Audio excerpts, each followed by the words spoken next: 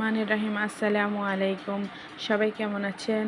আলহামদুলিল্লাহ, আশা করছি সবাই অনেক ভালো আছেন। আমিও ভালো আছি আল্লাহর রহমতে। তো আজকে আপনাদের জন্য নতুন আরেকটা রেসিপি নিয়ে আপনাদের মাঝে হাজির হয়ে গেলাম। তো আজকে তেলাপিয়া মাছ আমি প্রসেস করে নিয়েছি। হলুদ এবং লবণ দিয়ে মাখিয়ে আমি মাছটাকে ভেজে নিচ্ছি কড়ার মধ্যে দিয়ে। আমি মাছটাকে ভালোভাবে একটু মচমচা করেই ভেজে নেব। তো আমার মাছগুলো ভেজে নেওয়া হয়ে গেলে এখানে একটা আলু, বড় সাইজের একটা আলু আমি কেটে নিয়েছি। আলুগুলো আমি এর সাথে ভেজে নেব। তো আমার ভেজে নেওয়া হয়ে গেলে আমি রান্নায় চলে যাব এখন। তো এই যে আমার সবগুলা ভেজে নেওয়া হয়ে গেছে। এখানে টমেটো, পেঁয়াজ, কাঁচামরিচ এগুলো আমি এখন ভেজে নেব।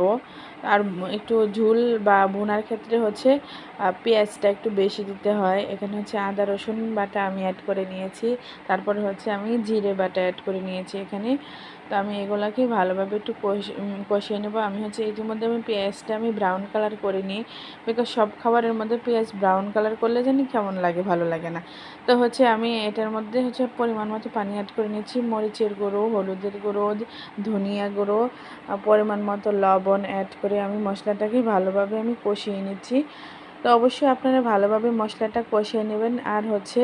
আর আমার পেজ যদি আমার পেজ আপনাদের কাছে ভালো লাগলে অবশ্যই আমাকে লাইক, ফলো, শেয়ার দিয়ে আমার পেজের পাশে থাকবেন, আমাকে সাপোর্ট করবেন। এই যে তরকারিটা আমি ভালোভাবে এখন মশলাটা খুব সুন্দরভাবে আমি কষিয়ে নিচ্ছি।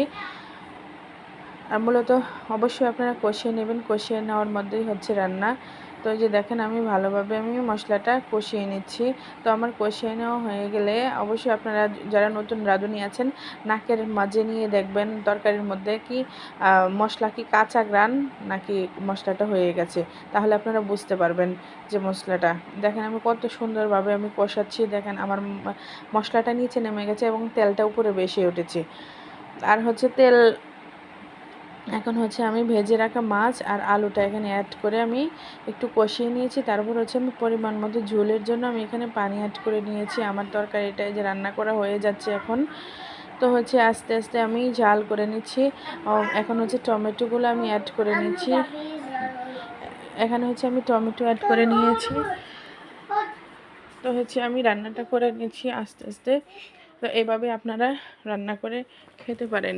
আর যারা তেলাপিয়া মাছ পছন্দ করেন না, তারা অন্য যে কোনো মাছ এভাবে রান্না করে খেতে পারেন। তো আমাদের যেটা সামর্থ্য হয়, এই সামর্থ্য আছে, সেটাই আমরা রান্না করে খাই।